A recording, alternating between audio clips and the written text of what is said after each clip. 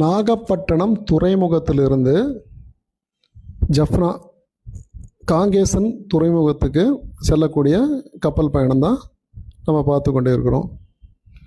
இதுக்கு போகிறது பார்த்திங்கன்னா நம்ம பாஸ்போர்ட்டு மட்டும் இருந்தால் போதும். ஆன்லைனில் டிக்கெட் புக் பண்ணிக்கலாம். ஆன்லைனில் டிக்கெட் புக் பண்ணுறதுக்கு 9500 ரூபா 9600 வரும். அதை போயிட்டு வர்றதுக்கு எத்தனை நாள் தங்குறோங்கிறது இமிக்ரேஷன் சீல் அடித்து கொடுத்துருவாங்க. 1 மாதம் வரைக்கும் ஸ்ரீலங்காவில் தங்குறதுக்கு அனுமதி இருக்குது. கப்பல் பயணம் சுகமாக இருக்கும். உள்ளே 4 மணி நேரம் பயணம் மொத்தம். உள்ளே ஃபுட் கோர்ட் இருக்குது. சாப்பாடு வேணால் வாங்கி சாப்பிட்டுக்கலாம். அது காசு கொடுத்தாகணும். அங்கே உள்ளெல்லாம் எதுவுமே தரமாட்டாங்க. தண்ணி பாட்டில் முதல் கொண்டு நம்ம ஒரு காசு தான் கொடுத்தாகணுங்க. ஸ்ரீலங்கா அற்புதமான பயணம். படகுல போக விருப்பப்பட்டவங்க போய்க்கலாம்.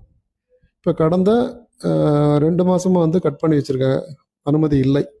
ஏன்னா புயல், மழை அந்த மாதிரி காற்று காரணத்தினால நமக்கு அனுமதி மறுக்கப்பட்டுள்ளது. திரும்ப கடல் சேவை கப்பல் சேவை ஆரம்பிக்க போகுது. வர ஜனவரி மாதம் திரும்பவும் ஸ்டார்ட் பண்ணிவிடுவாங்க. நமக்கு 27 கிலோ வரைக்கும் நம்ம எடுத்துகிட்டு போகலாம். 7 கிலோ வரைக்குமே நமக்கு ஃப்ரீ. காசு வாங்க மாட்டாங்க. பணம் அதில் இல்லை.